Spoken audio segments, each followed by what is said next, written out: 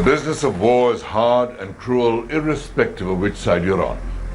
A captured diary of a Pakistani infantry officer described how his company had 71 men when they crossed the LOC and took up positions near Kargil in India.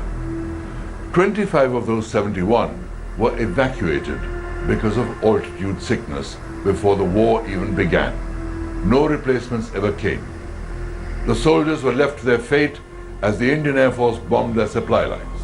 Some Pakistani outposts subsisted on spoons of sugar for the last few days. But India's armed forces overcame far greater challenges as they fought the invaders in the world's mortal terrain. My name is Kabir Bedi, and today on Guns and Glory, we continue with the war in Kargil.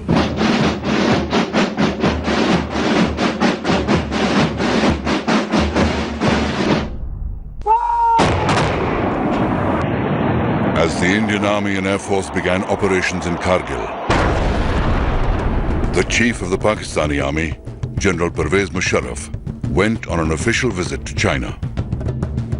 Between May 26th and May 29th, 1999, he had several conversations over the phone with his trusted chief of staff, Lieutenant General Muhammad Aziz. In one of them, General Aziz reported about a meeting chaired by Nawaz Sharif, at which the chiefs of the Pakistan Air Force and Navy complained to Sharif that Musharraf had kept them in the dark about the invasion of the Kargil heights. इस सारे operation की कामयाबी की बुनियादी वजह यही है कि इन्होंने लोगों को नहीं बताया। अगर ये बताया जाता तो हमारा तजर्बा ये कहता है जैसा पहले सारी कोशिशें नाकाम होती रही ये भी नाकाम हो जाती। This telephone conversation was intercepted by RAW, India's intelligence agency, and made public. The transcripts were distributed to foreign embassies in Delhi. At once the world knew that from the beginning, Kargil had unquestionably been an operation of the Pakistan Army.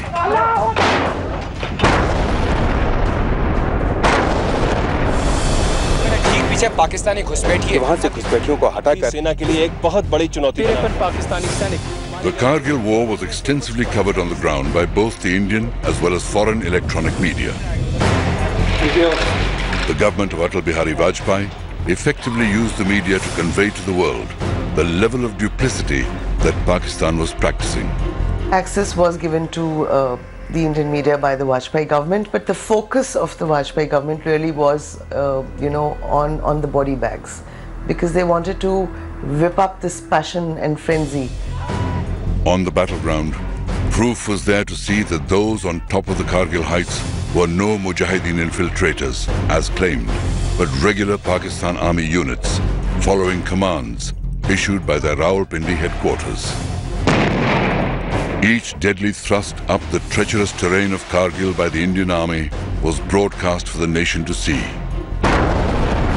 मेरे ठीक सामने उस पहाड़ी पर घुसपैठियों ने कब्जा जमा रखा है।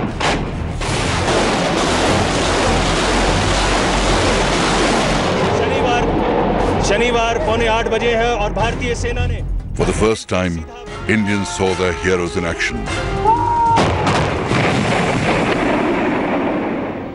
and realized that they too were mortal men of flesh and blood, and it was only a brave death that anointed them with immortality.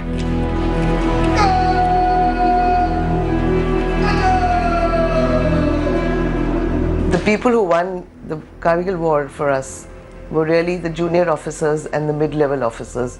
I would say even the senior leadership failed because they kept touting the official line that, it was some rats have come in, we'll be able to clear them in 48 hours. As we know, the war went on for over 2 months. The final assault to capture Point 5140 began from different directions. 3 battalions, 1 each from the Garhwal Rifles, Jammu and Kashmir Rifles, and the Naga Regiment were given the task of evicting the Pakistanis. Captain Vikram Batra of the 13 JAK Rifles and his Delta Company were among those tasked with recapturing Point 5140. Nicknamed Sher Shah for his unstinting courage, Captain Batra decided to attack from the rear to surprise the enemy. Vikram Batra's company and another company, Bravo company and Delta company, was supposed to go through and climb a vertical cliff face to point, this 5140, which was the most dominating height in that area. From there they could see for miles around, and tackling that was not a joke. They finally assaulted it from the cliff face. They actually crawled up the cliff, and the Pakistanis were so surprised. They never expected an assault from the side. They were firing from the direction of the gentler slope, this relatively gentler slope where they thought they would come up from. And the entire there was a fierce hand-to-hand fighting there. The entire Pakistani garrison was either killed, most of them fell to their deaths from that steep height in trying to get away. Inspired by the extraordinary courage of Captain Batra, the 13 JAK rifles charged the enemy position and captured point 5140 at 3:30 in the morning on June 20th, 1999. Once we took the Pakistanis off this, thereafter it was, the turning point of that war. It was the turning point of that war. They could not, their artillery observation post officers could not then bombard our lines of communication. The capture of point 5140 set in motion a string of successes like point 5100, point 4700, Junction Peak and 3 Pimples. Captain Batra led his men to even more glorious victories with the recapture of point 4750 and point 4875. One of their boys was hit badly and he was lying in the open and he was crying, "Somebody get me, somebody help me." So one of the JCOs of Vikram Singh, he said, "Sir, I'll get him." Vikram laid a hand on his shoulder and he said, "Tu baal bachedar hai, main shara hu. You are married. Look, I have nobody behind me." He went to get that boy out. He dragged him out, and as he had almost brought him to safety, that is the time the Pakistani sniper shot him through his chest. In the early hours of 7th July 1999, Captain Batra fell in battle while rescuing an injured officer during an enemy counterattack. He was awarded the nation's highest honor for gallantry, the Paramveer Chakra. Pakistan had thought that the scare of a nuclear war would force the Western powers to intervene. More importantly, Pakistan wanted Kargil to be linked to the bigger issue of Kashmir. But for once it seemed no one was ready to listen to Pakistan. The international community realized that Pakistan was playing a dangerous game. And even Pakistan's traditional allies, Turkey, the OIC, and even China, did not come out in support of Pakistan. In fact, Kargil bust the myth of an all-weather relationship existing between China and Pakistan. The Prime Minister of Pakistan, Nawaz Sharif, had been trying to get America to come out in support. The Pakistan Foreign Ministry kept up a constant litany of how India was violating the sanctity of the LOC. In my lifetime. But on June 15th, President Bill Clinton urged Nawaz Sharif to pull his troops out of Kargil. In the same statement, President Clinton praised India's restraint in keeping the war localized. The same United States of America, which wasn't looking at this region till 1998 when we went nuclear, had already started contacting the Vajpayee government.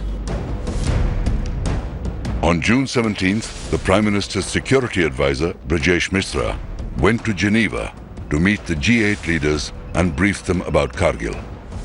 He also handed over a letter from the Indian Prime Minister for the US President.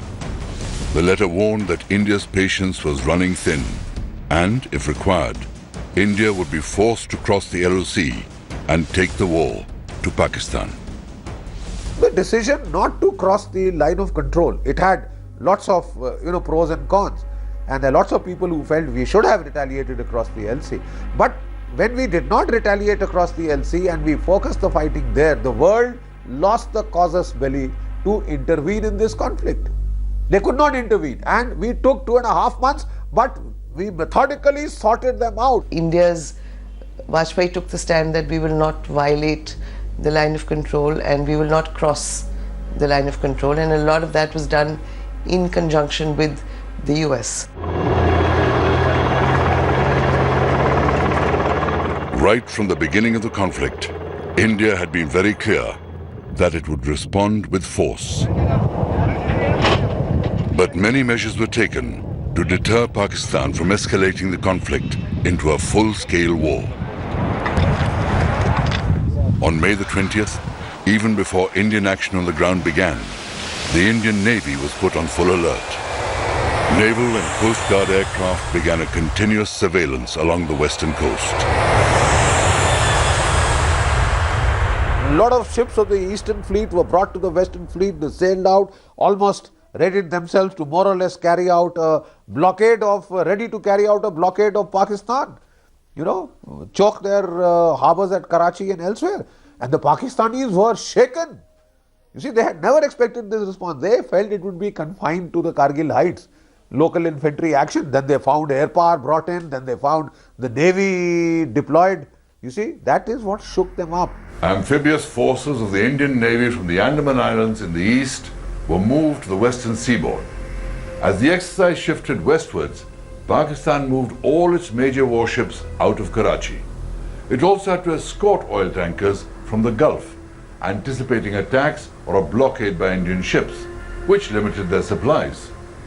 Prime Minister Nawaz Sharif later disclosed that at the time, Pakistan had just 6 days of fuel to sustain itself if a full-fledged war had broken out. While the Navy kept a watch on the sea, the fighting in the mountains intensified. But the all-important Tiger Hill still remained in Pakistani hands.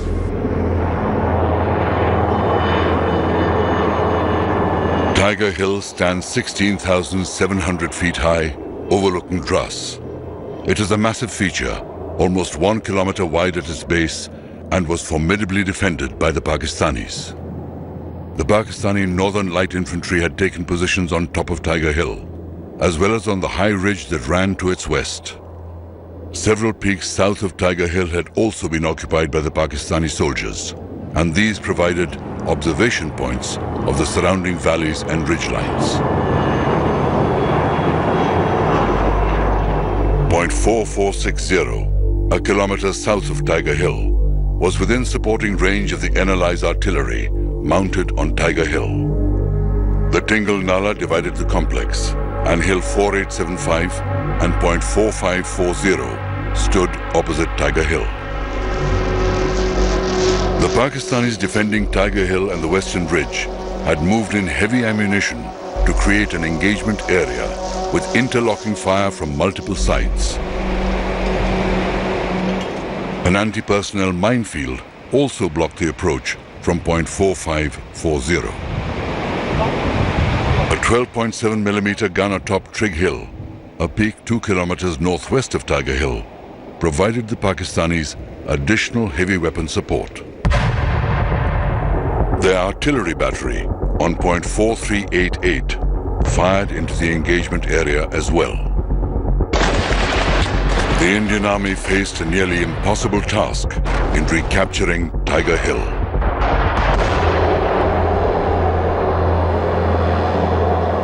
India had captured Point 4460 in late May, and this provided a base to direct fire onto Tiger Hill.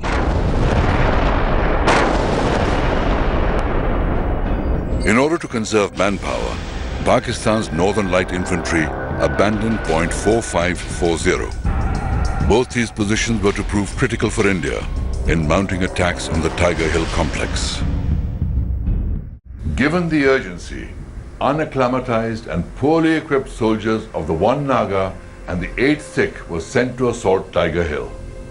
Murderous crossfire from the Pakistani positions inflicted heavy casualties on the Indian soldiers, and the assaults failed. The units surrounded Tiger Hill and dug in to wait. The Pakistan NLI launched counterattacks, but they lacked the numbers to push the Indian battalions off the hill. NLI soldiers even resorted to rolling boulders downhill onto the Indian forces. And then the Indian bombings began.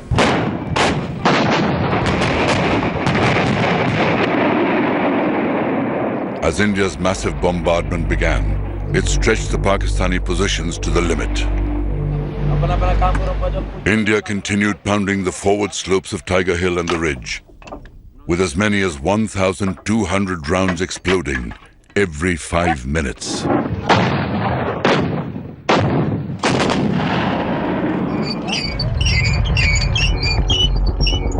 The Indian Army found an undefended flank on the east, and through this, they launched their attack on Tiger Hilltop.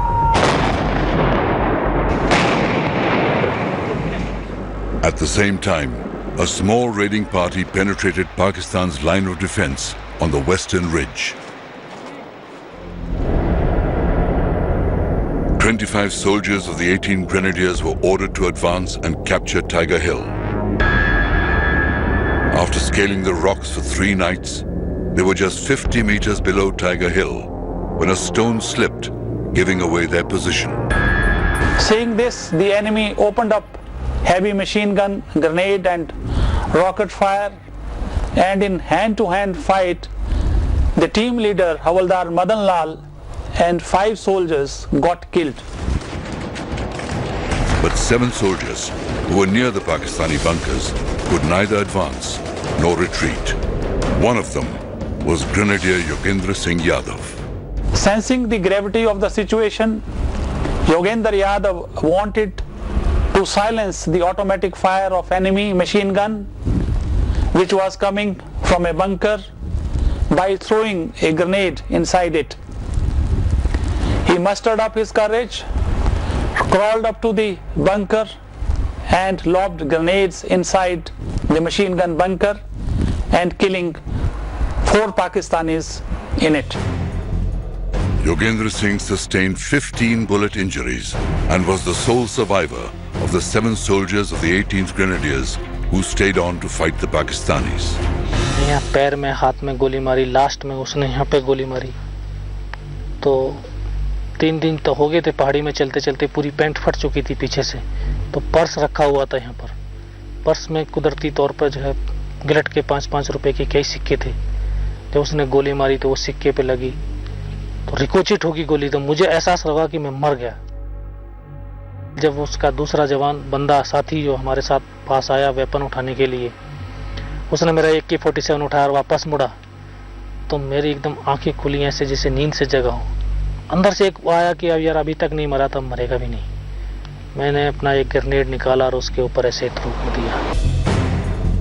The injured Grenadier Yadav single-handedly kept on fighting and before falling unconscious, passed on a vital piece of information.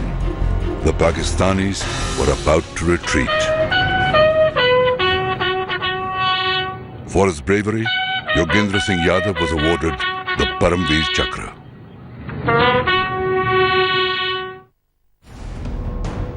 The Pakistani forces had been split in 2. They desperately tried to counterattack to join their lines. On July 8th, facing near certain defeat, the NLI abandoned Tiger Hill, leaving all their dead behind.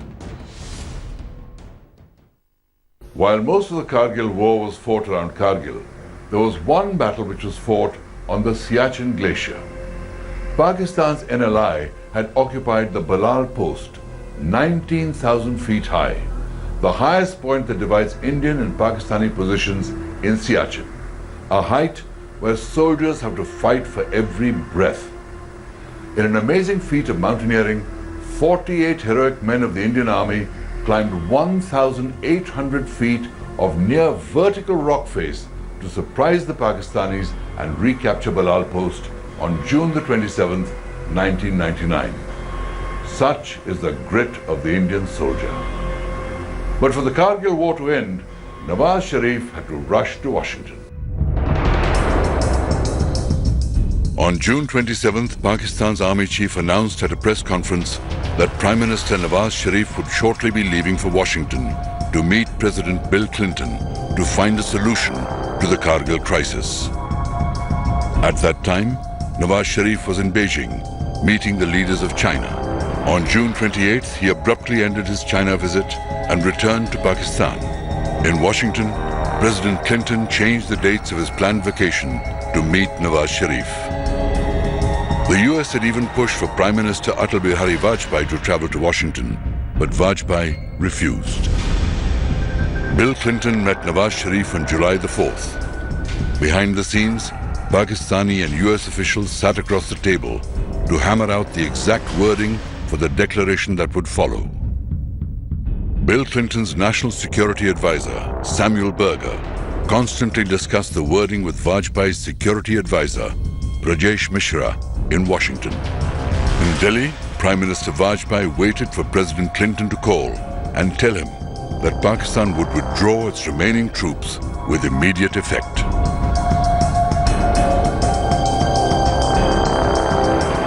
By July 11th, the remaining units of the Northern Light Infantry began pulling back across the LOC as Indian bombardment continued. And Indian troops recaptured key peaks in the Batalik sector. India set a deadline of July 16th for all Pakistanis to return to their side of the line of control. On July the 12th, Nawaz Sharif went on television to explain to his people why Pakistan was retreating from Kargil. The war in Kargil officially ended on 26 July, but it had far-reaching consequences for the future.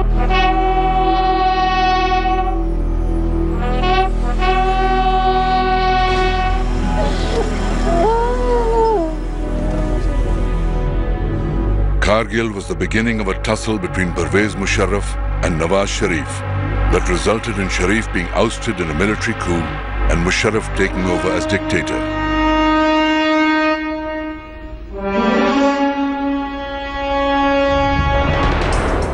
Today, the wheel has turned again, with Nawaz Sharif back in power and Musharraf being tried for treason. India learnt many lessons from Kargil. It ushered in long-term changes in the army's deployment and response strategy along the line of control. As the economy boomed, defense spending kept going up year after year. Kargil also made the Bofors guns legendary. And in Kargil, the Indian Air Force wrote the instruction manual for high-altitude air warfare. But war is war. And where there are guns and glory, there is also terrible death and suffering. We end this series with the idealistic hope that there are no more wars and that glory not depend on the barrel of a gun.